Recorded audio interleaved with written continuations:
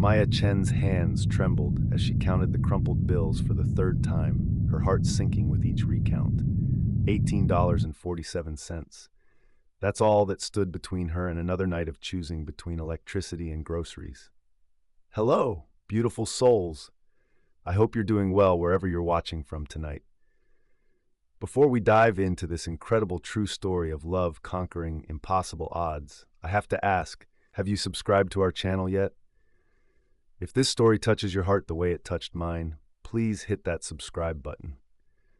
Trust me, you won't want to miss what happens next.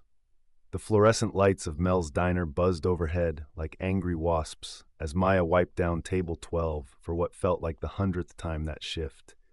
Her reflection in the chrome napkin dispenser showed a woman who looked older than her 28 years, dark circles under warm brown eyes that had seen too much struggle, too much disappointment.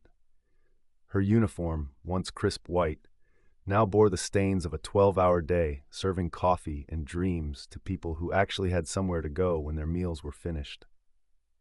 "Maya, honey, you can head out," called Dolores from behind the counter, her gravelly voice cutting through the late-night silence. "Ain't nobody else coming in at this hour anyway." Maya nodded, untying her apron with fingers that ached from gripping heavy trays all day. The December wind rattled the diner's windows, and she could already feel the cold seeping through the thin glass. Her apartment was only 4 blocks away, but without a car, those 4 blocks might as well have been 4 miles when the Chicago winter hit like this. She pushed through the glass door, and the Arctic air slammed into her like a physical blow. Her breath formed small clouds that disappeared almost instantly, and she pulled her thin coat tighter around her shoulders. The streetlights cast long shadows across the empty sidewalk, turning familiar corners into something sinister and unknown. That's when she heard it. A sound so faint she almost missed it, a whimper, barely audible above the howling wind. Maya stopped listening. There it was again, coming from the narrow alley beside the diner. Every instinct screamed at her to keep walking, to mind her own business, to get home before the cold claimed what little warmth she had left. But Maya Chen had never been good at minding her own business, especially when someone needed help. She turned toward the alley, her footsteps echoing off the brick walls. The smell hit her first unwashed clothes, sickness, and something else. Something that made her stomach turn. Fear. "Hello?" she called softly, her voice swallowed by the wind. "Is someone there?" A pile of newspapers and cardboard shifted near a dumpster, and Maya's heart nearly stopped. What emerged wasn't the grown homeless person she'd expected, but a child, a boy who couldn't have been more than 8 years old. His clothes hung on his skeletal frame like rags on a scarecrow, and his dark skin had taken on an ashen tone that spoke of hunger and illness. But it was his eyes that broke her. They were too old for his young face, filled with a resignation that no child should ever carry. He looked at her with the wariness of someone who had learned that kindness was often a trap, that help came with a price he couldn't afford. "Oh, baby," Maya whispered, dropping to her knees, despite the cold concrete biting through her uniform pants. "How long have you been out here?" The boy tried to speak, but only a raspy cough emerged. Blood dotted his lips, and Maya felt her world tilt on its axis. This child was dying. Right here, right now, in an alley behind a diner where she served coffee to people who would step over him without a second glance.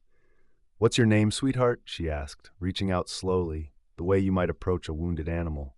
"Ethan," he managed, his voice barely a whisper. "Ethan Parker." Ethan Parker. The name seemed to echo in the alley, and somehow Maya knew that this moment would divide her life into before and after. Before she met this dying child, and after she decided what kind of person she really was.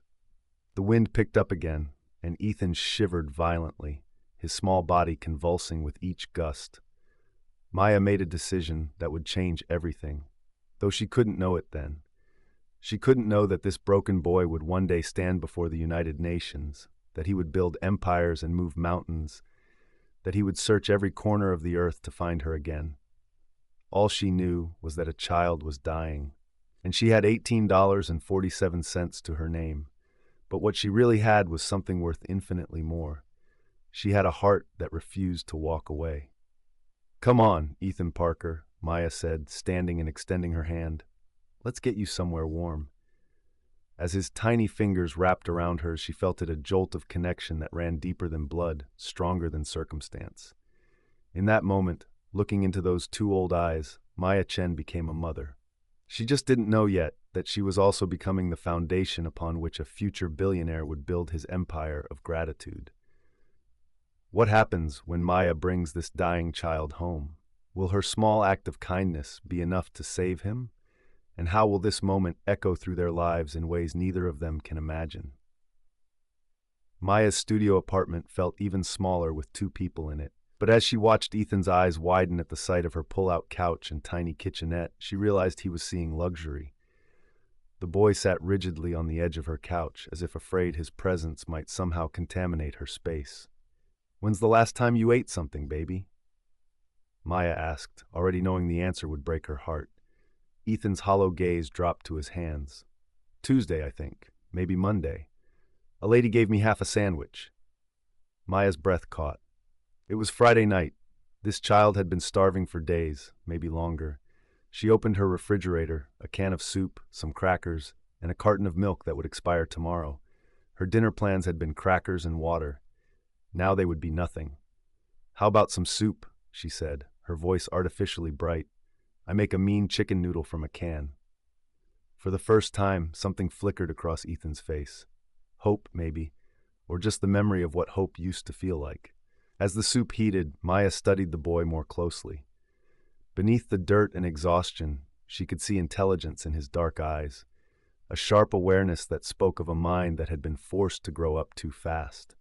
His hands, though trembling from cold and hunger, moved with a strange precision when he reached for the glass of water she'd given him, as if he was calculating the exact amount he should drink so as not to appear greedy.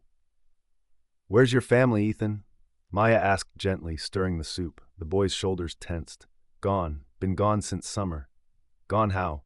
"Mama got sick. She didn't wake up one morning." His voice remained flat, emotionless, but Maya caught the way his hands clenched into small fists. "Foster people came, but I ran. Been running since." Maya's heart shattered and reformed in the space of a single breath.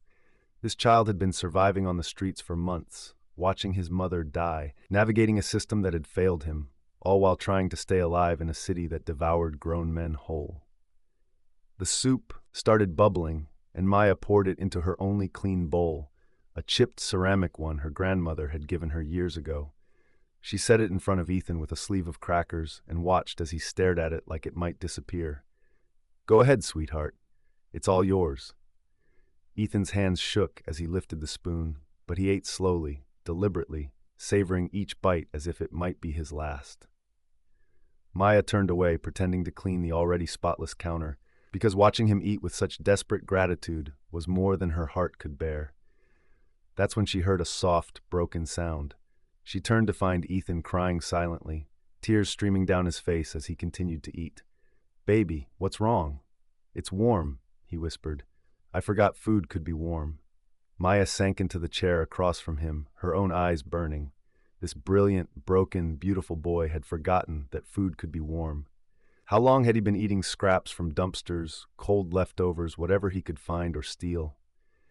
"Ethan," she said softly, "where were you planning to sleep tonight?"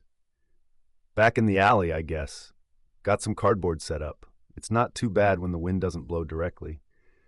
The casual way he said it, as if sleeping in a freezing alley was just another Tuesday, made Maya's decision for her. "You're staying here tonight." Ethan's spoon froze halfway to his mouth. "Ma'am, I don't want to be in trouble." You're not trouble, baby, you're—" Maya searched for the right words but found only the truth. "You're exactly what this place has been missing." And she meant it. Her apartment had always felt like a waiting room, a place to exist between shifts, between disappointments, between the small hopes that kept getting crushed by reality. But with Ethan sitting at her tiny table, everything felt different, fuller, like it had purpose. "I don't have money to pay you," Ethan said quietly. "Did I ask for money?" "No, ma'am, but grown folks always want something. That's what the street teaches you first." The wisdom in those words, coming from an 8-year-old mouth, made Maya want to scream at a world that had taught him such lessons. Instead, she reached across the table and covered his small hand with hers. I'm not the most grown-up, Ethan Parker, and the only thing I want is for you to finish that soup and get some sleep in a real bed for the first time in God knows how long. Something shifted in Ethan's face, a crack in the armor he'd built around his heart. Why? He whispered. Why are you helping me? You don't even know me. Maya looked at this child who had survived horrors she couldn't imagine, who had been failed by every system designed to protect him, who had learned to expect nothing from a world that had given him less than nothing. And she knew, with absolute certainty, that her life had just changed forever. Maybe I don't know who you are yet, she said, but I know who you could be. And baby, I think you could be anything.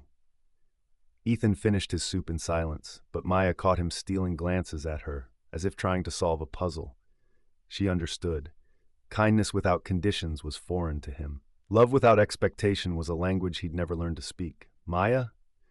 He said as she tucked him into her bed, giving him the only pillow while she prepared to sleep on the couch.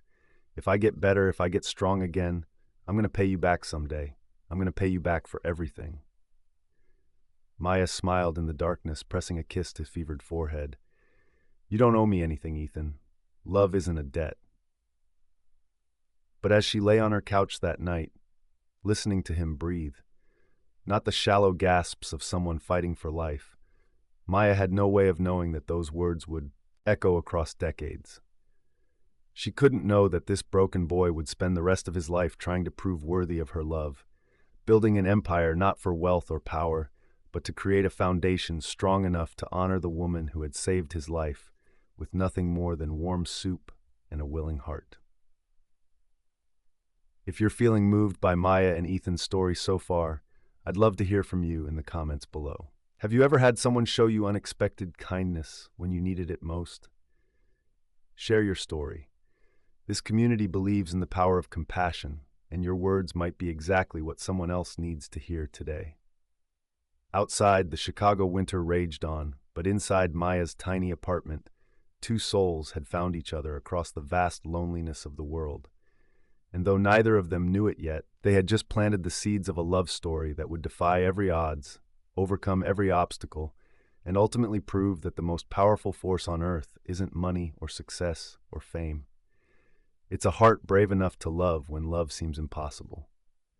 3 weeks later, Maya Chen made a decision that would either save 2 lives or destroy them both. She stood in the sterile hallway of Chicago General Hospital, clutching a stack of medical bills that totaled more than she'd earned in 2 years.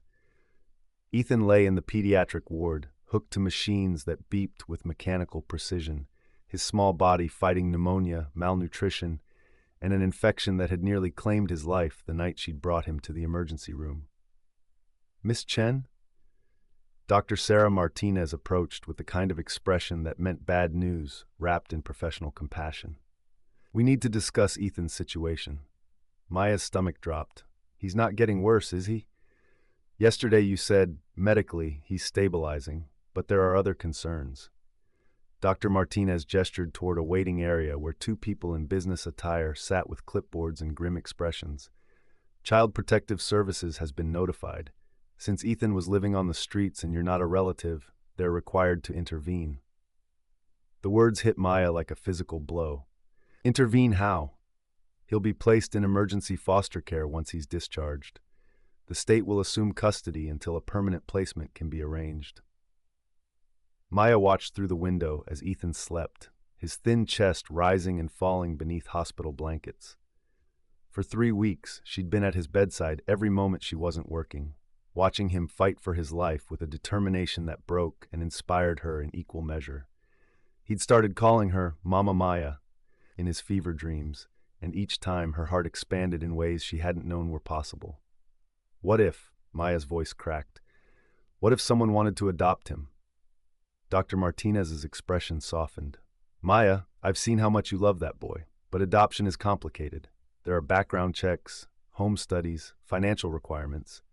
I make $18,000 a year waiting tables, Maya said quietly. I live in a studio apartment with a leaky ceiling and a refrigerator that sounds like it's dying. I don't have a college degree or a savings account or any of the things they probably look for in adoptive parents. Then why? Because I love him. The words came out stronger than Maya felt. Because when he wakes up screaming from nightmares, I'm the one he reaches for. Because when he smiles, which is still rare but getting more frequent, it's like watching the sun rise. Because that boy has been failed by every system that was supposed to protect him, and I'll be damned if I let it happen again. Dr. Martinez studied Maya for a long moment. The social worker's name is Janet Williams. She's tough but fair. If you're serious about this, I'm serious. Then you need to know what you're up against. The system favors traditional families, married couples with stable incomes and suburban homes. You're a single black woman working minimum wage jobs. The odds aren't in your favor. Maya thought about those odds as she walked toward the social workers. She thought about them as she sat across from Janet Williams, a stern woman with kind eyes who asked pointed questions about income, stability, and long-term plans. She thought about them as she filled out forms that seemed designed to highlight every way she was unprepared for this moment. "Miss Chen," Janet said finally, "I have to ask, why do you want to take on this responsibility? Ethan will need therapy, medical follow-up, and educational support. He's been traumatized in ways that will require years of healing. That's expensive and emotionally demanding work." Maya looked through the window again, watching a nurse adjust Ethan's IV. As if sensing her gaze, he opened his eyes and searched the hallway until he found her face. Even from a distance, she could see him relax, his small body sinking deeper into the pillows. "You see that?" Maya said to Janet.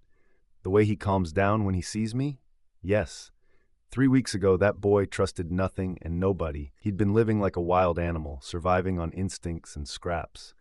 But somehow, for some reason, he decided to trust me, and I decided to trust him right back." Maya turned to face the social worker directly. "You asked why I want this responsibility. The truth is, I don't think of it as responsibility. I think of it as a privilege." Janet's expression shifted almost imperceptibly. "Go on. That boy in there has survived things that would break grown men. He's got a mind that works like nothing I've ever seen. Did you know he can do multiplication in his head? Taught himself to read using discarded newspapers? He's brilliant and brave and kind despite everything the world has thrown at him. So you ask why I want to adopt him?" Maya's voice grew stronger with each word. "Because I'm not taking on damaged goods. I'm getting the chance to help raise someone extraordinary." For a moment, the hospital corridor was silent except for the distant sounds of medical equipment and muffled conversations. Then Janet Williams smiled for the first time since Maya had met her. "The process will take months," Janet said. "There will be home visits, background checks, parenting classes, court appearances. The state will scrutinize every aspect of your life. And I have to be honest, your income puts you at a significant disadvantage." Maya's heart sank, but Janet held up a hand. "However," she continued, "I've been doing this job for 15 years, and I've learned that the best parents aren't always the ones with the biggest bank accounts. Sometimes they're the ones who show up at 3 a.m. when a child has nightmares. Sometimes they're the ones who see potential instead of problems. Does that mean? It means we're going to try. I can't promise anything, but we're going to try." Maya felt tears spring to her eyes. "Really?" "Miss Chen, in my experience, children choose their parents just as much as parents choose their children. And that boy in there?" Janet nodded toward Ethan's room. "He's already made his choice." That evening, as Maya sat beside Ethan's bed reading him a story from a donated children's book, he interrupted her mid-sentence. "Mama Maya?" "Yes, baby?" "The lady with the clipboard, she was asking me questions today, about living with you." Maya's breath caught. "What did you tell her?" Ethan was quiet for so long that Maya thought he'd fallen asleep. Then, in a voice small but certain, he said, "I told her you saved my life, and that if she tries to take me away from you, I'll just run again. But this time, I'll run back to you." The simple, fierce loyalty in those words nearly undid Maya completely. She reached for his hand, marveling at how much stronger it felt than it had just weeks before. "Ethan, what if I told you that we might not have to worry about anyone taking you away? What if I told you that there might be a way for us to be a real family?" His eyes widened. "Like, forever family. Would you," he struggled with the words, Would you want that? Even if I get in trouble sometimes? Even if I had bad dreams? Even if I wasn't smart enough or good enough or pref? Ethan Parker, Maya said firmly, you are already more than good enough. You're perfect exactly as you are. And in that moment, she meant it with every fiber of her being. She couldn't know that she was looking at a future billionaire, a man who would revolutionize industries and change lives on a global scale. All she could see was a brave little boy who had chosen to trust her with his broken heart. What Maya also couldn't know was that this conversation was being overheard by someone who would become crucial to their story. Dr. James Morrison, the hospital's chief pediatrician, who had been quietly observing their bond for weeks. As he listened to Maya's fierce declaration of love and Ethan's trembling hope, Dr. Morrison made a decision that would tip the scales in their favor. Tomorrow, he would make a phone call that would change everything. But tonight, Maya simply held Ethan's hand as he drifted off to sleep, both of them clinging to the fragile hope that love might actually be enough. If this story is touching your heart the way it's touching mine, please take a moment to hit that like button and share it with someone who believes in the power of unexpected families. Sometimes the most beautiful love stories begin in the most unlikely places. 6 months after that hospital conversation, Maya Chen discovered that love, no matter how fierce, couldn't pay the rent. She stood in her kitchen at 5:47 a.m., calculator in one hand, eviction notice in the other, while 9-year-old Ethan sat at their small table, working through advanced math problems he'd found in a discarded textbook. The adoption proceedings were moving forward slowly, painfully, but forward, and every day brought new expenses she hadn't anticipated.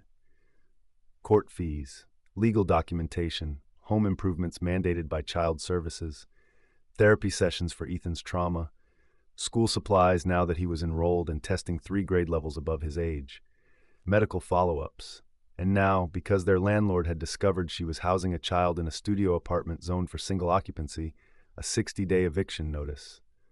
Mama Maya? Ethan's voice cut through her spiral of panic. You're doing that thing where you stare at numbers and your breathing gets funny. Maya forced a smile. Just figuring out some boring grown-up stuff, baby. How's that math coming? Ethan held up the workbook, beaming with pride that still caught her off guard after months of watching him bloom. I finished the whole section on algebraic equations. Want to see? Maya's heart swelled even as her stomach churned with anxiety. In 6 months, Ethan had transformed from a dying child who flinched at sudden movements to a confident boy who devoured knowledge like he was making up for lost time, which she supposed he was. That's incredible, sweetheart. You know you're working on high school level math, right? Really? His eyes lit up. Maybe I can get a scholarship to college someday. Then I can get a good job and help pay for things around up. The casual way he said it, a 9-year-old already worried about contributing financially, broke Maya's heart.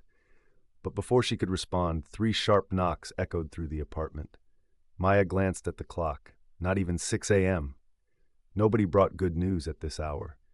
She opened the door to find Janet Williams, her social worker, looking unusually flustered.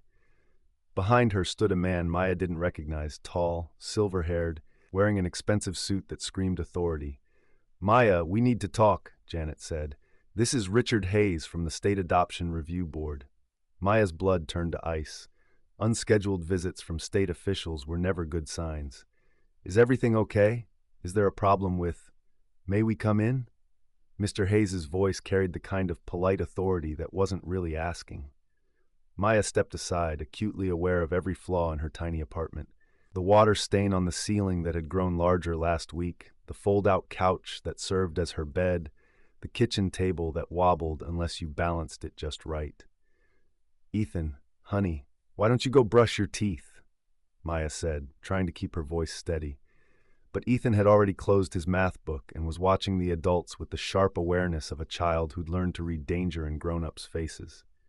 Am I in trouble? No, baby, just some boring paperwork stuff. Ethan glanced between the officials and Maya, clearly not buying it, but he obediently gathered his books and headed toward the bathroom. Miss Chen, Mr. Hayes began once Ethan was out of earshot, we've received some concerning information about your living situation. Maya's hands clenched at her sides. What kind of information? Your landlord contacted our office. Apparently, you're in violation of your lease terms by housing a minor in a space not approved for families. Additionally, you're facing eviction for non-payment of increased rent. Janet looked apologetic but resigned. Maya, you know I'm on your side, but this puts the adoption in jeopardy. The state requires stable housing for placement approval. I'm working on it, Maya said quickly. I've been looking for a new place, something bigger, more appropriate. With what income? Mr. Hayes consulted his tablet. According to our records, you work part-time at a diner and clean offices 3 nights a week. Your combined monthly income is barely above poverty level, and now you're facing eviction. Miss Chen, we have to consider what's in Ethan's best interest. Maya felt the room tilting around her. His best interest is staying with me. You've seen the progress he's made. He's thriving. He's a brilliant child who deserves stability, Mr. Hayes interrupted. We've identified several potential adoptive families, couples with established careers, proper homes, college funds already set aside, families who can provide opportunities you simply cannot. The bathroom door opened, and Ethan emerged, moving slowly, obviously trying to hear the conversation. Maya saw the exact moment he understood what was happening. His face went pale, and his newly confident posture crumpled back into the defensive crouch of a child expecting abandonment. No, Ethan said quietly. Then louder, no. Mr. Hayes turned to him with professional kindness. Ethan, we're trying to find you the best possible home. I have the best possible home. Ethan moved to stand beside Maya, slipping his hand into hers. Mama Maya is my family. She saved my life. She loves me. Love isn't always enough, son. I need her. Ethan's voice carried a strength that surprised everyone in the room. You want to know what I need? I need someone who reads to me when I have nightmares about living on the streets. I need someone who celebrates when I solve a math problem like it's the greatest thing that ever happened. I need someone who sees me, not just some project to fix or a charity case to manage. Mr. Hayes looked uncomfortable. Ethan, these other families don't know me, don't love me, didn't find me dying in an alley and decide I was worth saving. Ethan looked directly at the official, and Maya was struck by how mature he sounded, how articulate. Sir, have you ever been homeless? Well, no. But have you ever been so hungry you ate food from a garbage can? Have you ever slept outside in the winter with nothing but newspaper for blankets? Ethan, Maya said softly, you don't have to. Yes, I do, Mama Maya, because they don't understand. He turned back to Mr. Hayes. I lived through all that. I survived because I had to, because giving up meant dying. And you know what kept me alive? The dream that someday someone would love me just because I existed. Not because I was smart or useful or easy to manage, just because I was me. The room fell silent. Even Mr. Hayes seemed taken aback by the eloquence and pain in the 9-year-old's words. Mama Maya loves me like that, Ethan continued. She doesn't care that we eat soup 5 nights a week or that I still wake up screaming sometimes. She doesn't care that I don't know how to act around other kids or that I'm weird about food because I remember being hungry. She just loves me, and I love her back. Maya felt tears streaming down her face, but she also felt something else rising in her chest, a fierce protectiveness that made her stand straighter. Mr. Hayes, she said, her voice steady despite the tears. I know I can't give Ethan everything those other families could. I can't buy him a car when he turns 16 or pay for Harvard without scholarships. But you know what I can give him? What's that, Miss Chen? The absolute certainty that he is wanted, not as a project or a tax write-off or a way to complete some perfect family picture, but he is brilliant, brave, and beautiful exactly as he is. Maya put her arm around Ethan's shoulders. That boy has lived through hell and came out stronger. He doesn't need parents who can buy him things. He needs parents who understand that he's already extraordinary. Janet Williams had been quiet through the entire exchange, but now she stepped forward. Mr. Hayes, I've been monitoring this placement for 6 months. I've seen Ethan go from a traumatized, malnourished child who trusted no one to a thriving boy who's reading at a high school level and solving complex mathematical equations for fun. That transformation didn't happen because of material advantages. It happened because of love. Mr. Hayes looked between Maya, Ethan, and Janet, clearly wrestling with regulations versus reality. Miss Chen, if we were to allow this adoption to proceed, how would you address the housing situation? Maya's heart hammered. This was her chance, possibly her only chance. I've been accepted for a 2-bedroom apartment in a better neighborhood. The deposit and first month's rent are challenging, but I'll find a way. I always do. What she didn't say was that she had no idea how she'd find that money. What she didn't mention was that she'd already applied for 3 additional jobs and been turned down for all of them. What she definitely couldn't know was that someone had been quietly watching this entire situation unfold. Someone with both the resources and the motivation to help, if he could find the right moment to intervene. I'll need documentation of this housing arrangement within 2 weeks, Mr. Hayes said finally, and proof of financial stability. The adoption can proceed conditionally, but if these requirements aren't met, he didn't need to finish. Maya nodded, trying to project confidence she absolutely didn't feel. After the officials left, Maya sank into a chair, the weight of impossible expectations crushing down on her. 2 weeks to find money she didn't have for a deposit she couldn't afford on an apartment she'd applied for but wasn't sure she'd get. Mama Maya? Ethan climbed into her lap like he used to when he was sicker, smaller. Are you scared? Maya considered lying, painting on a brave face the way adults were supposed to do. Instead, she decided on the truth. Yeah, baby, I'm terrified. Me too, he admitted. But we're scared together, right? That makes us braver. Maya held him close, marveling at the wisdom of a child who'd learned that shared fear was lighter than fear carried alone. Together, she agreed. Neither of them noticed the figure watching from the street below, a man who'd been tracking their story through carefully placed contacts, waiting for the right moment to step forward. Neither of them could imagine that their biggest challenge was about to become the catalyst for a miracle. But sometimes miracles need a little help from people who remember what it feels like to be saved. What did you think of Ethan's powerful speech? Drop a comment below and let me know. Have you ever had to fight for something you knew was right, even when the odds were against you? Your story might inspire someone else who's facing their own impossible battle. Dr. James Morrison had been watching Maya and Ethan's story unfold for 8 months, and he'd finally decided to break every professional boundary he'd ever maintained. He sat in his Mercedes outside Maya's apartment building at 7:30 p.m. on a Tuesday, wrestling with a decision that could cost him his medical license.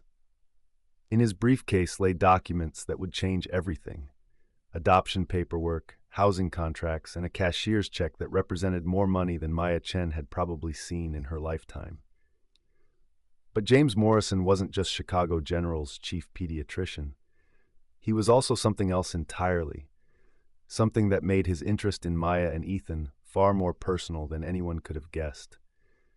27 years ago, James Morrison had been Jimmy Richardson, a 15-year-old black kid from Detroit's East Side, living in his 3rd foster home after his grandmother died, convinced that nobody in the world gave a damn whether he lived or died. His grades were garbage, his attitude worse, and he was 3 months away from aging out of the system with nothing but anger and a juvenile record to show for his life. That's when Elena Rodriguez entered his world. Elena had been a pediatric nurse at Detroit General, working double shifts to support her own family while volunteering at the youth center where Jimmy spent his afternoons getting into fights and stealing snacks. She was barely 30, making less than most teenagers earned at summer jobs, but she saw something in the angry boy that no one else had bothered to look for.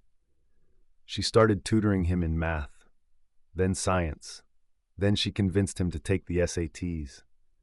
When his foster family kicked him out 2 weeks before graduation, she slept on her couch and helped him fill out college applications.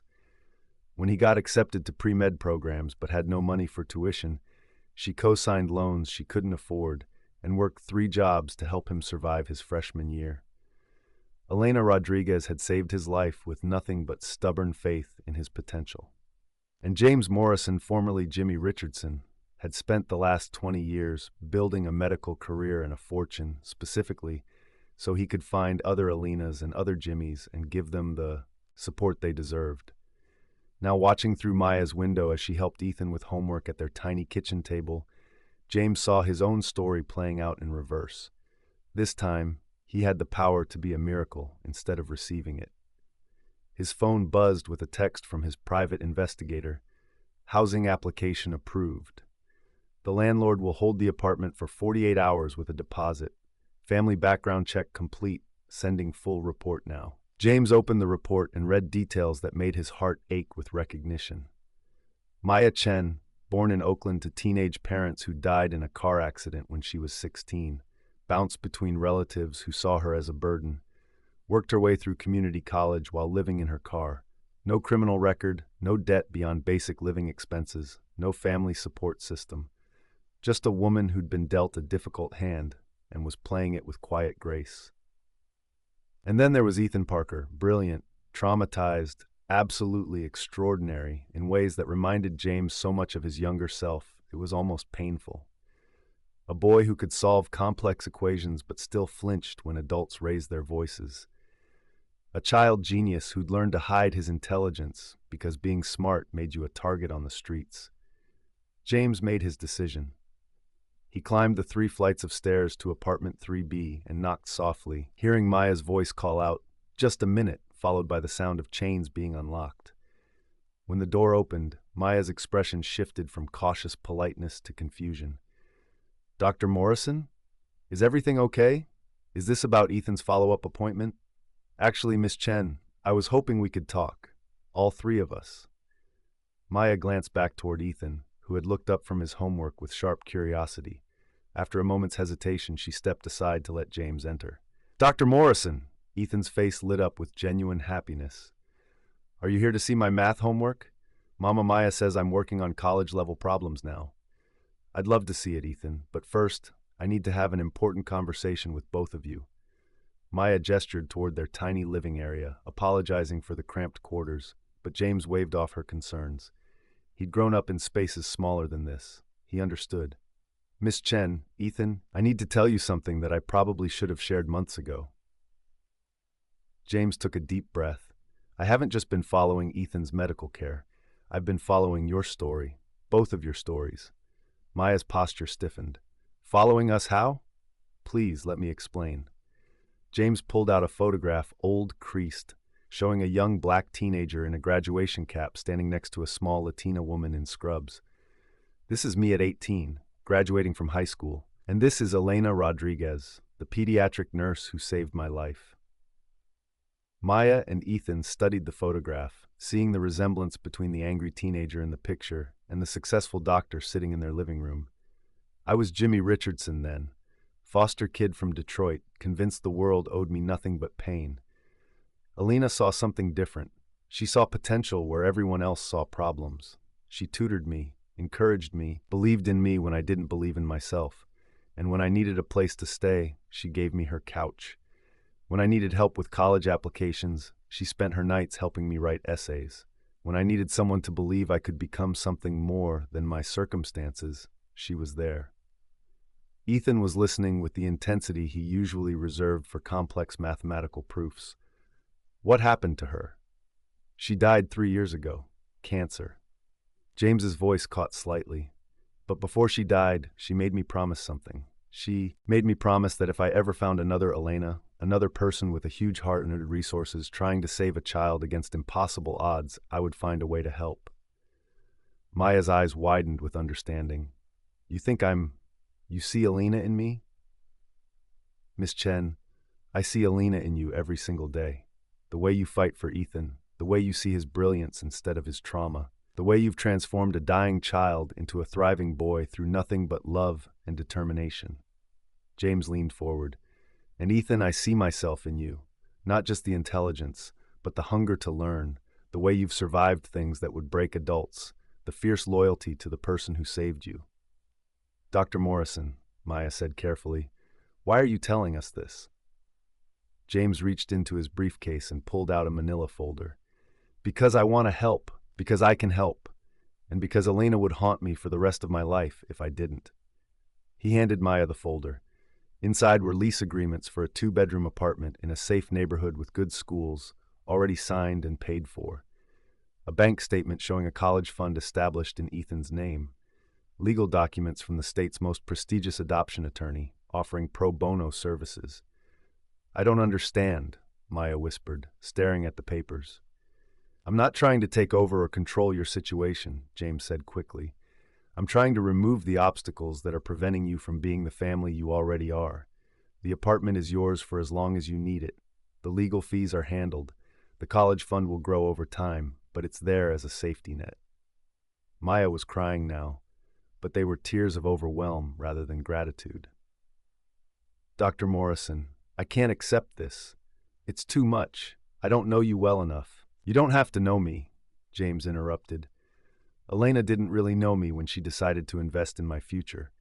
She just knew that love and potential were being held back by circumstances that money could fix. That's all this is, removing circumstances so love can do what love does. Ethan had been unusually quiet, processing the conversation with his characteristic intensity. Finally, he spoke up. Dr. Morrison, are you sure about this? Because Mama Maya and we don't give up on each other. Ever. If you help us now, you're not just helping with rent and lawyers. You're becoming part of our family story forever. The simple wisdom in those words, a 9-year-old understanding the weight of permanent connections, made James smile with something deeper than professional satisfaction. Ethan, I've been looking for the right family story to join for 20 years. I think I just found it. Maya looked between the documents and the man offering them, still struggling with the magnitude of what was happening. But why us? There must be hundreds of families who... There are, James agreed. But there's only one Maya Chen who finds a dying child in an alley and decides he's worth saving. There's only one Ethan Parker who survives the streets and emerges with enough compassion to worry about his adoptive mother's financial stress. You two are extraordinary, and extraordinary people deserve extraordinary support. What do you want in return? Maya asked, because her life had taught her that generosity always came with conditions. I want to watch Ethan grow up to be the man I know he can become. I want to see you succeed as a mother without having to choose between love and survival. And someday, when you're both stable and thriving, I want you to find another Maya and another Ethan and pay it forward. Ethan stood up suddenly and walked over to James, extending his small hand for a formal handshake. Dr. Morrison, I want to accept your help, not just for us, but because I think Elena would be proud to see her story continuing. James shook the boy's hand, marveling at the strength in that small grip. She would be proud, he agreed. She always said the best way to honor the people who save us is to save someone else. As Maya finally allowed herself to believe that their miracle was real, none of them could imagine that this moment of salvation was being observed by yet another set of eyes, someone who had been tracking Ethan's story from an even more personal distance, someone whose connection to the boy ran deeper than medical care or humanitarian impulse. But some secrets take longer to reveal themselves. For now, it was enough that a family born from impossible circumstances had found the support they needed to flourish. And in a tiny apartment in Chicago, love had proven once again that it was indeed enough, especially when backed by the wisdom of those who understood its power. If this unexpected turn in Maya and Ethan's story gave you chills, share this video with someone who believes in the ripple effects of kindness. Sometimes the people we save end up saving others, creating chains of compassion that stretch across decades. What act of kindness changed your life? Tell us in the comments. Your story might be the inspiration someone else needs today. 2 years later, Maya Chen stood in the principal's office of Lincoln Elementary, staring at suspension papers that felt like a death sentence. Across the desk, Principal Anderson's face held the kind of professional sympathy that barely masked judgment. Mrs. Chen, he said, using the title she'd earned when the adoption was finalized 18 months ago, I understand this is difficult, but Ethan's behavior has become increasingly disruptive. Yesterday's incident was simply unacceptable. Maya looked down at her 11-year-old son, who sat slumped in his chair with a black eye and split lip, his school clothes torn and dirty. 2 years of stability, love, and opportunity, and somehow they'd ended up here. Ethan suspended for fighting, facing possible expulsion from the gifted program that had been his academic lifeline. Tell me again what happened. Maya said, though she'd already heard 3 different versions of the story. Ethan attacked another student without provocation. When teachers intervened, he became verbally aggressive and had to be physically restrained. Principal Anderson consulted his notes. This is his 4th incident this semester. Fighting, defiance, disrupting classes. Mrs. Chen, I've recommended counseling, anger management, medication evaluation. He doesn't need medication, Maya said sharply. He needs understanding. What he needs is consequences for his actions. The other parents are threatening to pull their children from the program if something isn't done about Ethan's behavior. Maya felt the familiar weight of being the only black mother in a room full of white authority figures, all convinced they knew what was best for her son. She'd thought those days were behind them, when Dr. Morrison's support had opened doors to better schools, safer neighborhoods, opportunities she'd never dreamed possible. But some doors, once opened, revealed rooms full of people who'd never wanted them there in the first place. "Mom," Ethan said quietly, speaking for the first time since they'd arrived, "can we just go home?" The defeat in his voice broke Maya's heart. This wasn't the confident boy who'd been thriving academically, solving problems 3 grade levels above his peers, talking about becoming a doctor or engineer someday. This was the scared child she'd found in an alley, convinced the world was against him. "We'll go in a minute, baby. Principal Anderson, I need to understand what exactly did the other child say to Ethan before the fight started?" Principal Anderson shifted uncomfortably. "Does it matter? Violence is never the appropriate response to verbal conflict. It matters to me." A long pause. Then there were some inappropriate comments about Ethan's background, his previous living situation. Maya's blood ran cold. "What kind of comments?" "Mrs. Chen, I don't think rehashing—" "What did that child call my son?" Another pause, heavier this time. There were references to homelessness, suggestions that Ethan didn't belong in an advanced academic program, some racially insensitive language. Maya looked at Ethan, who was staring at his hands, his shoulders shaking with suppressed emotion. She understood now. Her brilliant, sensitive boy had been called homeless trash, and worse, by classmates who saw his past as something dirty, something that disqualified him from their privileged spaces.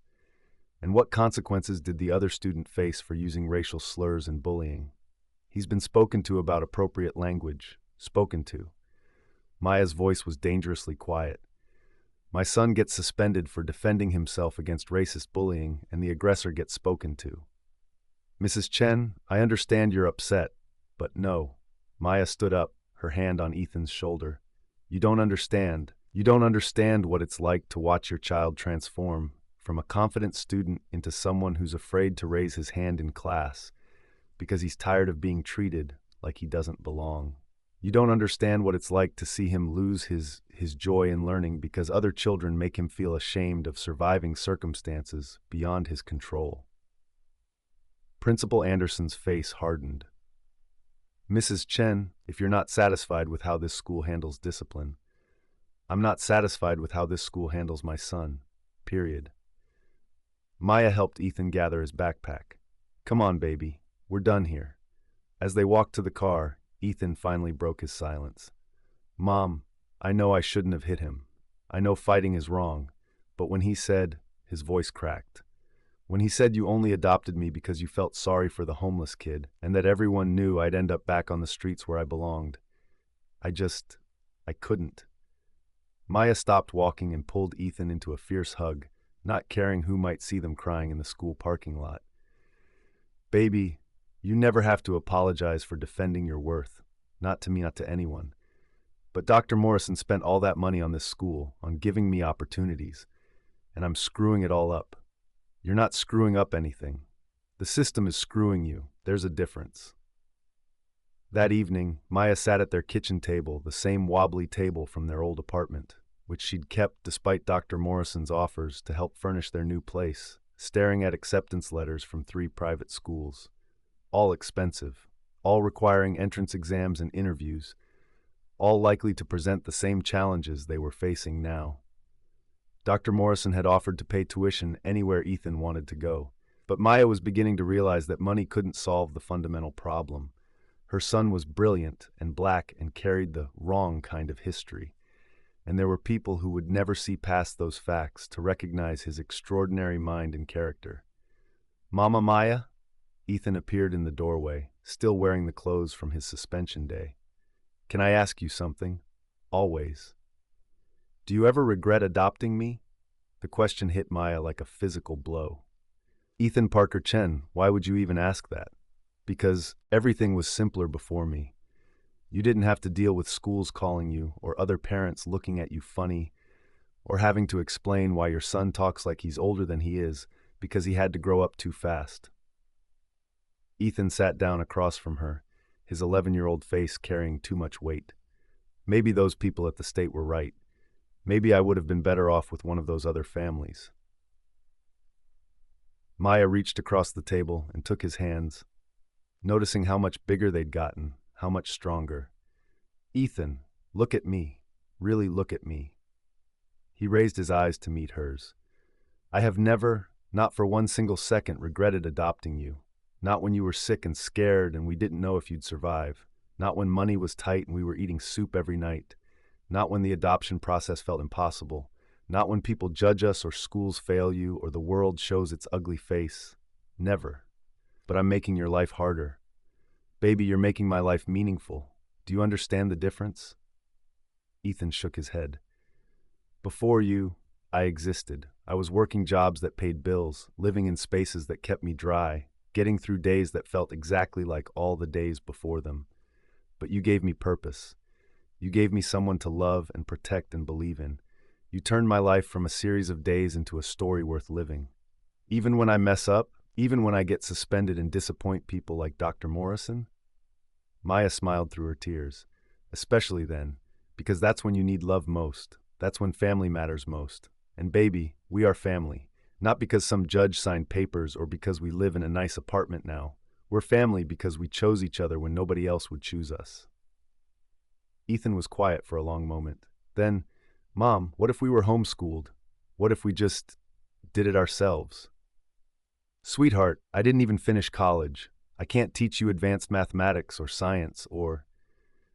But you could teach me the important stuff, like how to stand up for what's right, like how to love people even when they're difficult, like how to keep going when everything seems impossible. Maya stared at her son, marveling at the wisdom in his young voice, the maturity that came from surviving too much too young. And for the academic stuff, Ethan continued, maybe Dr. Morrison could help us find tutors or online programs or, I don't know, something that doesn't require me to spend every day proving I deserve to be there. As Maya considered his words, she realized that Ethan was offering them both a way out of a system that seemed designed to diminish him. But it would mean giving up the traditional educational path that was supposed to lead to success. It would mean trusting that love and determination could create opportunities that institutions had failed to provide. It would mean betting everything on themselves. Ethan, she said slowly, if we do this, there's no guarantee.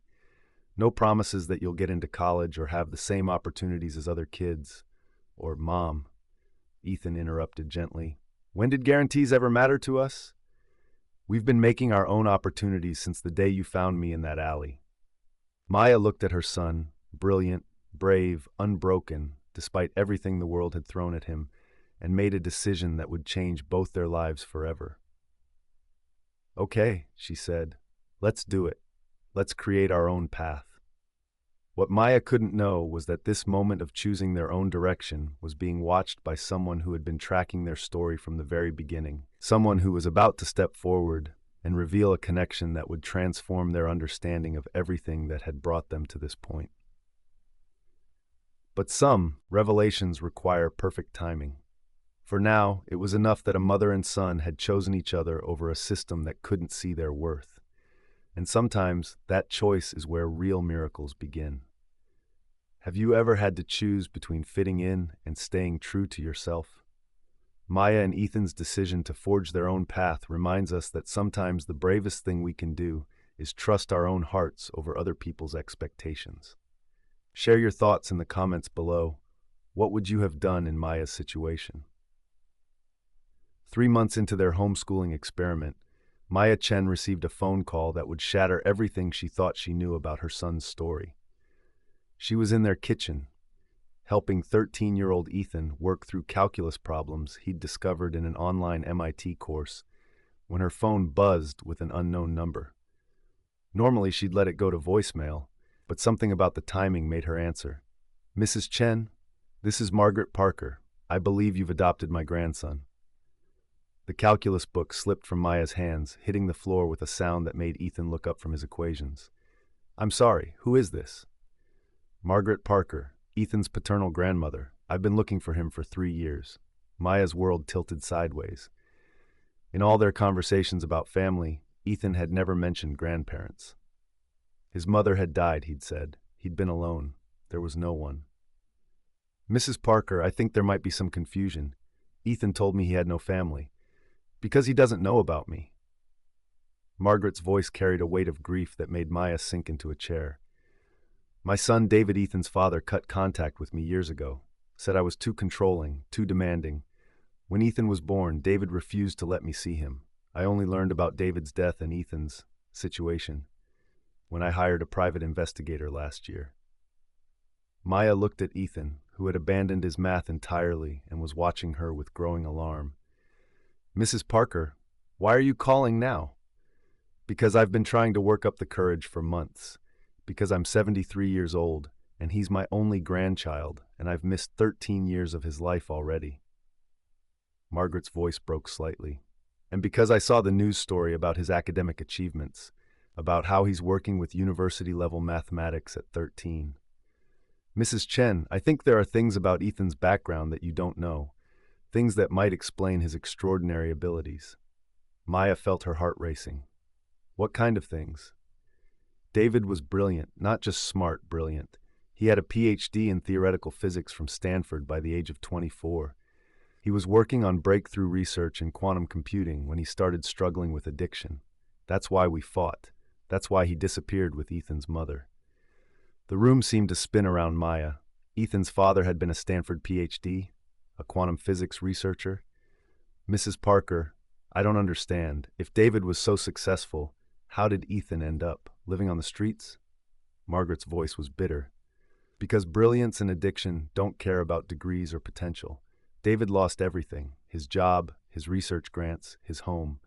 The last time I saw him, he was barely functional. I tried to help, but he was too proud, too angry. He said he'd rather live in his car than accept money from me." Maya closed her eyes, trying to reconcile this story with the narrative she'd built in her mind. Ethan's father hadn't been some random casualty of circumstance. He'd been a genius who'd fallen from great heights, taking his family down with him. "Mom?" Ethan's voice was small, uncertain. "What's wrong?" Maya covered the phone. "It's someone who says she's your grandmother, your father's mother." The color drained from Ethan's face. "I don't have a grandmother." "Mrs. Parker," Maya said into the phone, "Ethan says he doesn't know you." "Of course he doesn't. He was barely 3 when David cut contact. But Mrs. Chen, I have photos, videos, baby clothes, report cards from when Ethan was in preschool before everything fell apart. I have David's research notes, his academic records, his childhood belongings. I have 13 years worth of birthdays and Christmases and milestones that I've been celebrating alone, hoping someday I'd find him." Maya felt tears springing to her eyes at the image of an elderly woman spending years marking her missing grandson's milestones in solitude. "What do you want, Mrs. Parker?" "I want to meet him. Not to take him away from you. God knows you've done more for him than I ever could have. I just want to know him. I want him to know where he comes from. I want to tell him about his father's brilliance, about the family legacy of scientific achievement that might explain why he can solve problems that stump graduate students." Maya looked at Ethan, who was listening with the intense focus he usually reserved for complex mathematical proofs. "Mrs. Parker, where are you?" "I'm in Chicago. I've been here for 2 months, working up the courage to make this call. I'm staying at the Palmer House downtown." "You've been here for 2 months?" "I've been watching from a distance. I've seen him at the library, working through advanced textbooks.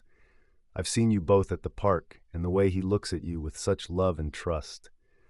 Mrs. Chen, I want you to know I'm not here to disrupt what you've built. I'm here to support it." Ethan suddenly stood up and walked over to Maya, holding out his hand for the phone. After a moment's hesitation, she gave it to him. "Mrs. Parker?" His voice was steady, but Maya could see his hands trembling. "This is Ethan." "Oh my God." Margaret's voice broke completely. "Ethan, oh sweetheart, you sound just like your father did at your age. So serious, so thoughtful. Mrs. Parker, I need to ask you something, and I need you to tell me the truth. Anything. My father was really a scientist? He was extraordinary, Ethan. Just like you. He published his first research paper at 19. He was working on technology that could have changed the world." "Then why?" Ethan's voice cracked. "Why did we end up living in a car? Why did my mom die alone and scared? Why did I almost die in an alley?" The silence stretched long enough that Maya wondered if the call had dropped. Then Margaret spoke, and her voice carried decades of regret. "Because your father was brilliant but broken, sweetheart. Because sometimes the same mind that can solve impossible problems can't solve the simple problem of asking for help. Because pride and pain can destroy everything beautiful in a person's life." Ethan was crying now, silent tears that spoke to years of wondering why his early life had been chaotic when he'd always felt different, special, capable of more than his circumstances suggested.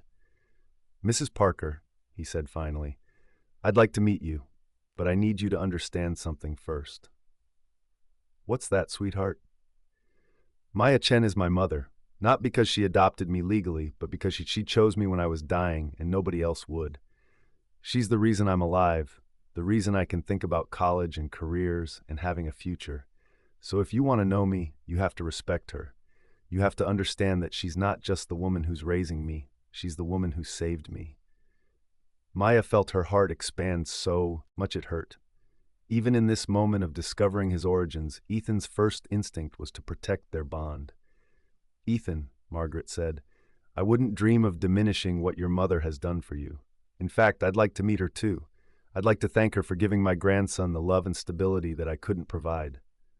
"Okay," Ethan said. "Then maybe we could all meet. Tomorrow?" After they hung up, Ethan sat quietly for a long time, processing everything he'd learned. Finally, he looked up at Maya. "Mom, are you scared that meeting her will change things between us?" "Are you?" "No," he said with certainty that surprised them both. "Because you taught me something important. You taught me that family isn't about biology or blood or who came first. Family is about who shows up, who stays, who loves you even when you're difficult or scared or making mistakes." Maya pulled him into a hug, marveling at the young man he was becoming. "Besides," Ethan continued, his voice muffled against her shoulder, "now I understand something about myself that I never understood before." "What's that?" "Why I love solving problems so much. Why I can see patterns that other people miss. Why do I always feel like my brain works differently?" He pulled back to look at her. "It's in my DNA, Mom, but you know what else?" "What?" "So is survival. So is the ability to rebuild from nothing. So is the strength to love people, even when they disappoint you." Ethan smiled, and Maya saw both his father's brilliance and her own stubborn optimism reflected in his expression. "I got the best of both my parents, the genius and the heart." The next day, they met Margaret Parker at Millennium Park. She was a small, elegant woman with silver hair and eyes exactly like Ethan's, carrying a photo album and a box that turned out to contain David Parker's research journals and academic awards. "My father really was working on quantum computing?" Ethan asked, flipping through pages covered with equations that would have been incomprehensible to most adults. "Revolutionary work. He was years ahead of his time." Margaret looked at Maya. "Mrs. Chen, I hope you don't mind my asking, have you considered advanced academic programs for Ethan, with his father's background and his obvious abilities?" "We've tried traditional schools," Maya said carefully. "They didn't work out. Because they couldn't handle his gifts, because they couldn't handle his history." Margaret nodded with understanding. David faced similar challenges, too smart for his age group, too advanced for conventional programs. "But Mrs. Chen, there are other options. Online university programs for gifted students, research opportunities, academic mentorships." She pulled out another folder. "I've taken the liberty of researching some possibilities, full scholarships, programs designed specifically for students like Ethan. I'd like to help fund anything that isn't covered." Maya felt the familiar wariness of someone who'd learned that offers of help always came with strings attached. "Mrs. Parker, what do you want in return?" "I want to be his grandmother. I want to attend his graduations and celebrate his achievements and maybe take him to museums and science centers when you think it's appropriate. I want to fill in the gaps of his family history and share stories about his father's better days. But Mrs. Chen, I don't want to change what you've built. I want to strengthen it." As Maya watched Margaret show Ethan photos of his father as a young scientist, she realized that sometimes miracles came not as single moments of salvation, but as layers of support that accumulated over time. Dr. Morrison had removed their financial obstacles. Margaret was offering to fill in the gaps in Ethan's educational opportunities and family identity. But most importantly, they were all recognizing the same truth. Ethan Parker Chen was extraordinary, not despite his difficult beginnings, but because of how those beginnings had shaped his character alongside his inherited brilliance.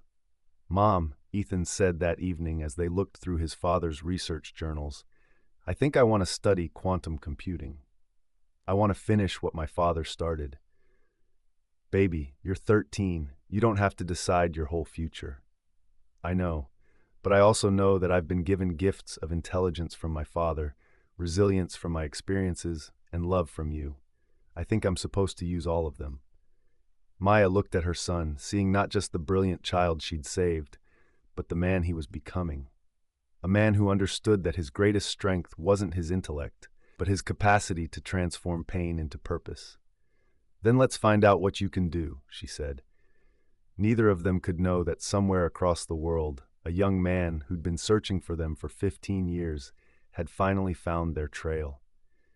Neither could imagine that their story of survival and love was about to intersect with a success story that would make headlines around the world. But some reunions take time to orchestrate perfectly. What do you think about Margaret's entrance into their lives? Sometimes our greatest challenges prepare us for opportunities we never saw coming. Drop a comment and tell us about a time when your difficult past became the foundation for your bright future.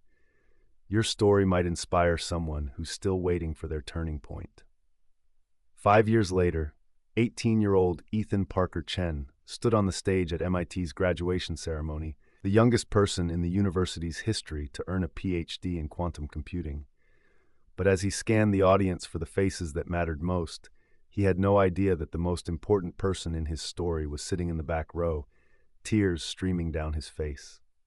Maya Chen, now 36 and radiating pride, sat in the front section reserved for family. Beside her, Dr. James Morrison beamed like the proud uncle he'd become, and Margaret Parker, Grandma Maggie, as Ethan called her, clutched a handkerchief with shaking hands.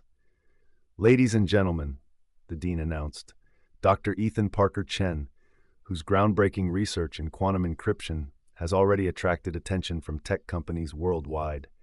Dr. Chen will be continuing his work with our Advanced Research Division while pursuing entrepreneurial opportunities."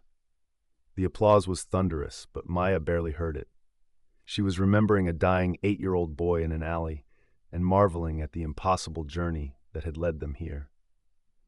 As Ethan walked across the stage, his eyes found Maya's in the crowd. Even from a distance, she could see him mouth the words, "Thank you, Mom." But in the back of the auditorium, a man in an expensive suit was having trouble breathing. Alexander Kingston, tech billionaire, founder of 3 successful startups, and one of the youngest people ever to make Forbes' list of most influential entrepreneurs, stared at the young man on stage with growing recognition and disbelief. The last time Alexander had seen Ethan Parker, the boy had been 3 years old, crying as social services took him away from the foster home where Alexander, then 15-year-old Alex Kingston, had been living temporarily. They'd been placed together for 6 months after Alex aged out of his previous home, and despite the age difference, they'd formed an unbreakable bond. Ethan had called him Alex brother. Alex had called him Little Genius because even at 3, Ethan could solve puzzles meant for much older children. Then Ethan's drug-addicted father had shown up, claiming custody, and Ethan had vanished from Alex's life forever. Alex had spent years trying to track him down, but David Parker had disappeared completely. taking Ethan into a world of addiction and homelessness that Alex's private investigators could never penetrate. Now, 15 years later, Alex Kingston was staring at his little brother grown up, brilliant, successful beyond imagination, and he'd found him completely by accident. Alex had come to MIT to recruit graduates for his newest venture, a quantum computing startup that was going to revolutionize cybersecurity. He'd been looking for brilliant young minds to join his team. He'd never expected to find the person he'd been searching for since he was 15 years old. As the ceremony ended and families began gathering on the lawn for photos, Alex moved through the crowd like a man in a trance. He watched from a distance as Ethan hugged a black woman who looked at him with fierce maternal love, clearly the mother who had raised him. He watched an elderly white woman beam with pride as she adjusted Ethan's graduation cap. He watched a distinguished older black man clap Ethan on the shoulder with obvious affection. Ethan had found his people. He'd built a family. He'd survived and thrived in ways Alex had never dared to hope. "Excuse me," a voice said behind Alex. "Are you all right? You look like you've seen a ghost." Alex turned to find Dr. Morrison standing behind him, concern etched on his face. Alex struggled for words. "That young man, Ethan Chen, do you know him well?" "He's like a son to me. Why do you ask?" "Because I think." Alex took a shaky breath. "I think he might be my brother." Dr. Morrison's eyebrows shot up. "Your brother?" "Not biological. Foster brother. We lived together for 6 months when he was 3 and I was 15. His name was Ethan Parker then. He was the smartest kid I'd ever met, and when they took him away," Alex's voice cracked. "I've been looking for him ever since." Dr. Morrison studied Alex's face, seeing genuine emotion, authentic recognition. "Mr. Kingston. Alexander Kingston. Alexander Kingston from Kingston Technologies?" "Yes, but that doesn't matter right now. What matters is that really him? Is that my Ethan?" Dr. Morrison was quiet for a long moment, processing the implications. Then he smiled. "Mr. Kingston, I think there's someone you need to meet, but first I need to prepare them. This is going to be quite a shock." 30 minutes later, Maya, Ethan, and Margaret sat in a quiet corner of a nearby cafe, listening to Dr. Morrison explain the situation. "He says he's been looking for you for 15 years, Dr. Morrison concluded. "He remembers you calling him Alex brother." Ethan's face had gone completely white. "Alex brother? Is he tall with dark hair and really intense eyes?" "That describes him, yes." "Oh my God." Ethan's hands were shaking. "Alex brother found me?" Maya reached for her son's hand. "Baby, who is Alex brother?" "He was." Ethan struggled to find words. "He was the first person who ever made me feel safe. When I was little, before Dad took me away from the foster home, Alex used to read to me and help me with puzzles. He told me I was special, that my brain worked differently, and that was good. He promised he'd find me someday and make sure I was okay." Tears were streaming down Ethan's face now. "Mom, I used to have nightmares about disappointing him, about never being worthy of how much he believed in me. I used to dream about finding him again and being able to show him that I became someone he could be proud of." "Sweetheart," Margaret said, gently, "it sounds like he never stopped looking for you." "Can." Ethan's voice was barely a whisper. "Can I see him? Is he really here?" Dr. Morrison stepped outside and returned a moment later with Alexander Kingston, who had been pacing the sidewalk, trying to work up the courage for a reunion 15 years in the making. When Ethan saw him, recognition was instant and overwhelming. Despite 15 years and dramatic changes, Alex's eyes were exactly the same kind, intelligent and full of protective love. "Alex, brother?" Ethan's voice cracked on the childhood nickname. "Little genius," Alex whispered back, and suddenly they were both crying and hugging and trying to speak over each other. "I looked for you everywhere. I never forgot you. I was so scared something terrible had happened. You kept your promise, you found me." Maya watched this reunion with a mixture of joy and apprehension. She was thrilled that Ethan had found another piece of his past, another person who had loved him during those dark early years. But she was also terrified that this successful, wealthy man might somehow diminish her role in Ethan's life. As if reading her thoughts, Alex pulled away from Ethan and turned to her. "You must be the mother who saved him," he said, his voice thick with emotion. Maya nodded, unsure what to say. "Ma'am," Alex continued, I don't know how to thank you. For 15 years, I've been terrified that I'd failed him, that I hadn't done enough to protect him before he was taken away. I've built companies and made money and achieved every goal I set for myself, but none of it mattered because I didn't know if my little brother was alive and safe. He wiped his eyes, struggling to maintain composure. And now I find out, not only is he alive, but he's brilliant and accomplished and surrounded by people who love him. Ma'am, you didn't just save one life. You saved mine too, because I can finally stop wondering and start celebrating. Maya felt her apprehension melting away, replaced by something she'd never expected, the recognition of a kindred spirit. This man had loved Ethan when he was small and helpless, had searched for him with the same fierce determination that had driven her to fight for the adoption, had built success partly as a way to honor a missing child he'd never forgotten. "Mr. Kingston," she said, "would you like to hear about the journey that brought him here?" "I'd like nothing more." For the next 2 hours, they shared stories. Maya told Alex about finding Ethan in the alley, about the adoption battle, about homeschooling and Dr. Morrison's intervention, and Margaret's entrance into their lives. Alex told them about his own journey from the foster system to business success, about the private investigators and false leads, about never giving up hope that he'd find his little brother someday. "Ethan," Alex said finally, "I have a confession to make. I came to MIT today to recruit recent graduates for my new quantum computing company. I was looking for brilliant minds to help me revolutionize cybersecurity. I never imagined I'd find you, but now that I have," he grinned. "How would you feel about being my co-founder instead of my employee?" Ethan looked at Maya, then at Margaret, then at Dr. Morrison, then back at Alex. "You mean it? You want to start a company together?" "Little genius, I've been waiting 15 years to work with your brain again. Although," Alex looked around the table, "I should mention that I'd want this to be a family company. Dr. Morrison, we'll need a medical consultant for the health applications of our technology. Mrs. Parker, your financial background could help us navigate venture capital. And Maya," he turned to Ethan's mother with deep respect, "we'll need someone to keep us grounded, to remember that all the technology in the world doesn't matter if we lose sight of what really counts."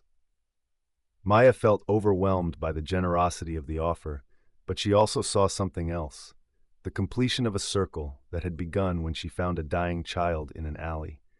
All the people who had loved Ethan, supported him, believed in his potential, were all here now, ready to help him step into a future none of them could have imagined. "Alex, brother," Ethan said, using the childhood nickname that made both men tear up again, "there's something I need you to know." "What's that?" "I became the person I am not just because of my intelligence, but because of what I learned from being homeless, from being saved, from being loved unconditionally. The algorithms I've developed for quantum encryption, they're based on patterns I learned from surviving chaos. The security protocols I've designed come from understanding what it feels like to be vulnerable." Ethan looked around the table at his chosen family.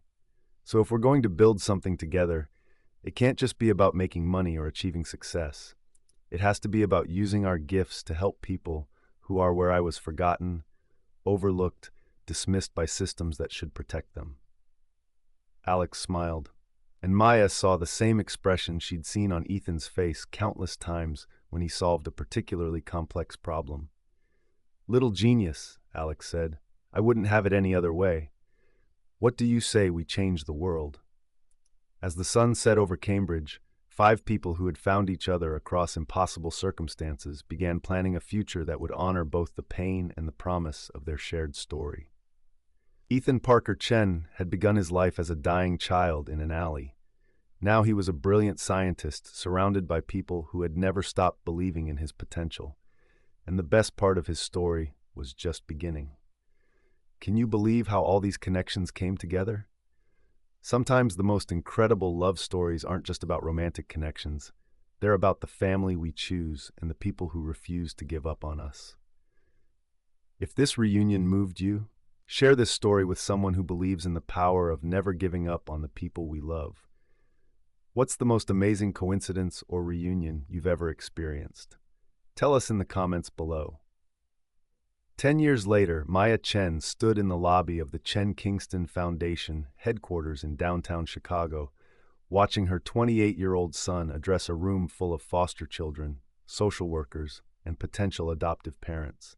The building itself was a testament to how far they'd all come, 30 stories of glass and steel, with the top 10 floors dedicated to their quantum computing company, and the bottom 20 housing the largest family services foundation in the Midwest.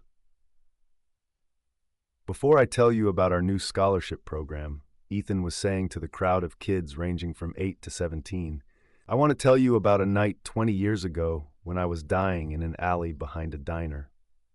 Maya smiled, recognizing the beginning of the story he'd told hundreds of times now, but which never failed to captivate audiences. She glanced around the room at the other faces, listening to Alex Kingston, now 33, and her son's business partner in an empire worth $3 billion. Margaret Parker, 83 and still sharp as ever, serving as the foundation's treasurer. Dr. James Morrison, whose medical expertise had proven invaluable as they developed healthcare applications for their quantum technology.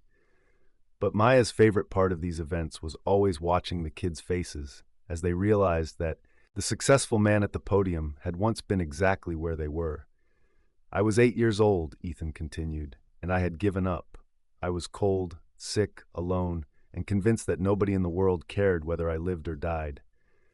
I was wrong about that last part, but I didn't know it yet.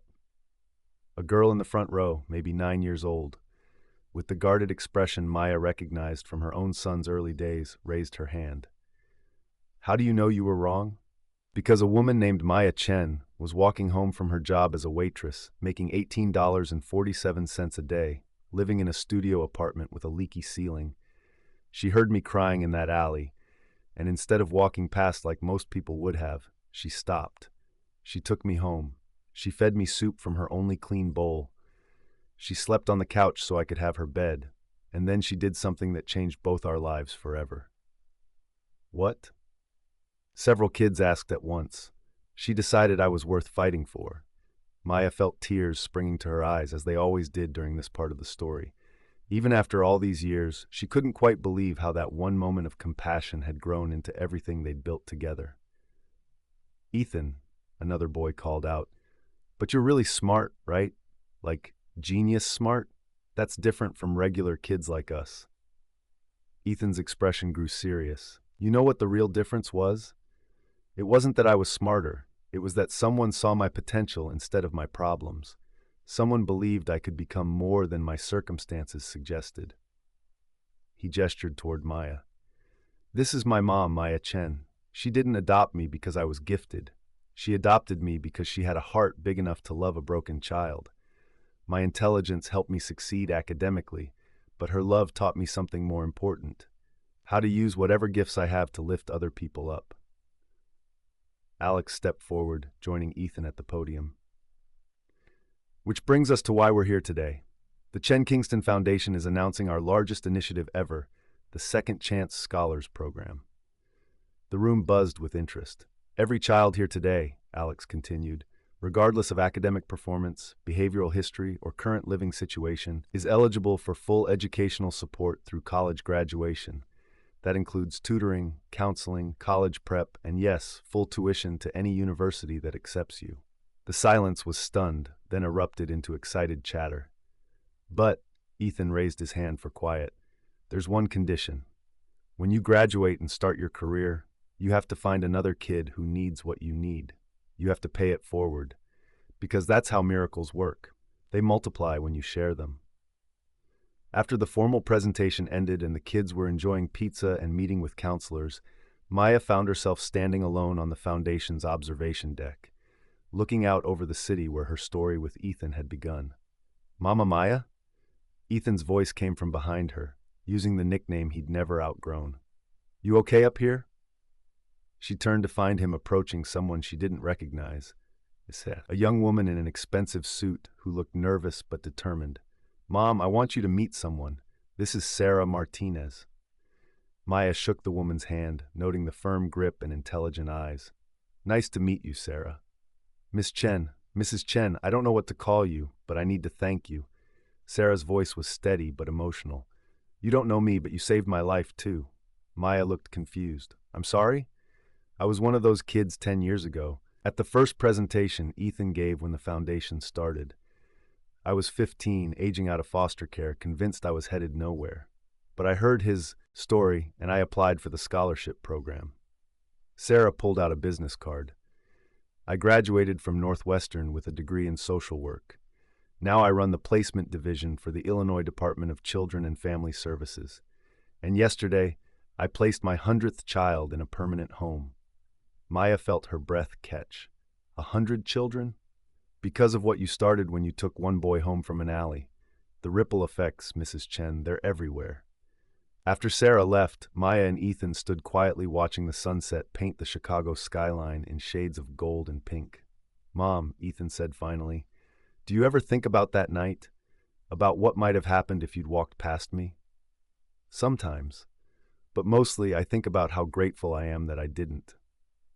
I've been thinking about it a lot lately, about all the moments that had to align perfectly for us to find each other. If you'd worked a different shift, if I'd been in a different alley, if you'd been too scared or too tired or too worried about your own problems to stop. Maya turned to study her son's face. Where's this coming from, baby? Ethan smiled, reaching into his jacket pocket. Because I've been trying to figure out the right way to honor everything you gave me, everything we built together. He pulled out a small velvet box and dropped to one knee right there on the observation deck. 40 stories above the city that had witnessed their entire journey. Ethan, what are you? Mom, you saved my life when I was 8 years old, but you've been saving it every day since then with your love, your support, your unwavering belief that I could become something extraordinary. He opened the box to reveal not an engagement ring, but a beautiful pendant in the shape of a heart. This isn't a marriage proposal. It's something bigger. It's a promise. Maya was crying now, unable to speak. I promise that everything I build, everything I achieve, everything I become, will honor the woman who saw worth in a dying child. I promise that our story will keep creating new stories for other people who need to believe in miracles. And I promise that no matter how successful or famous or wealthy I become, I will never forget that my greatest achievement is being your son. He stood up and fastened the necklace around her neck. Maya Chen, you are the most extraordinary person I have ever known, and I am so proud to be your family. Maya pulled him into the fierce hug she'd been giving him for 20 years, marveling at how he'd grown from a broken boy into a man who understood that real success was measured not in dollars or achievements, but in love shared and lives transformed. Ethan Parker Chen, she whispered against his shoulder, you were worth every risk, every struggle, every moment of doubt. You were always worth it. As they held each other on that observation deck, the lights of Chicago twinkling below them, neither of them could have imagined how many more lives their story would touch. The foundation would eventually help over 10,000 children find permanent homes. Their quantum computing innovations would revolutionize cybersecurity and create jobs for thousands of people. The scholarship program would produce doctors, teachers, engineers, artists, and social workers who would carry the pay-it-forward message into their own communities. But all of that paled beside the simple miracle of a woman who had $18.47 to her name and chose to spend it on soup for a dying child. 20 years after finding Ethan in that alley, Maya Chen had learned the most important truth of all. Love isn't about what you can afford to give. It's about what you can't afford to withhold. And sometimes, when you're brave enough to love without conditions, without guarantees, without knowing how the story will end, you discover that you haven't just saved someone else's life. You've saved your own.